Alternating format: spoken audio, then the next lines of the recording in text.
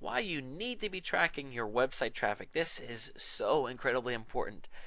Let's talk for a minute about advertising in newspapers and how frustrating it can be, honestly, because you spend a lot of money on an ad and you have no idea how many people are picking up the newspaper, how many are actually looking at that page, how many are reading it and half thinking about it, how many of them read it and think, I'm going to check it out, but then they forget.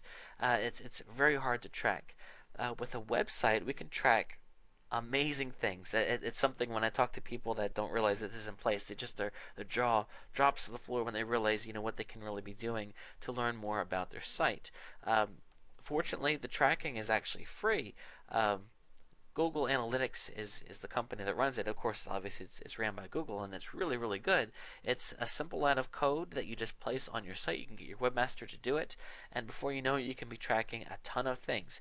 You can be tracking how many visitors you receive daily, monthly, where your visitors are coming from, what pages the visitors are viewing, where the visitors are located, what country they're from, what part of the country they're from, what pages visitors are leaving your site from, and a lot more. Essentially, what this allows you to do is look at the performance of your website and track it. And it's really important to understand it, and a professional would be very helpful to sit down and share with you, what this stuff means, and of course, what you should do from it. For example, let's say that you notice that you're getting a lot of traffic from a certain phrase.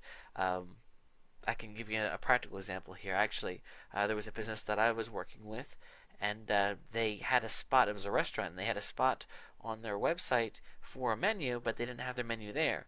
And I noticed that almost half the people that were coming to this site were going to the menu page. And of course, it wasn't there, so they were actually interested to hear. And of course, it makes sense when you think about a restaurant. They wanted to see what was on the menu, and it wasn't there. So I would think a lot of these people got frustrated and weren't able to tell if it was their kind of restaurant. So the first thing that we did was we got a menu on there, and once you know it, tons and tons of people were going on it and checking it out. And then my customer loved it because he was able to tell how many people were going to view the page about steaks or the page about burgers or seafood. It kind of gave him an idea of the types of foods that people were interested in online. So again, you look at the statistics, you can see where people are coming from. If you run ads on other websites, you can see how many people are coming from that ad and how long they're staying. For example, let's say that you're running ads on a popular website and you're getting a lot of clicks. However, you're noticing that these visitors are not staying long, then that should give an indication that these visitors aren't the best quality.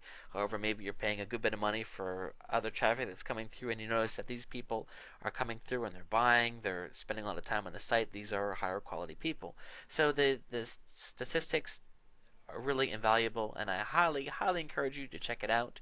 Google Analytics is the site, and a professional would be happy to sit down with you and talk about how we can help you understand this and, of course, obviously take it to the next level.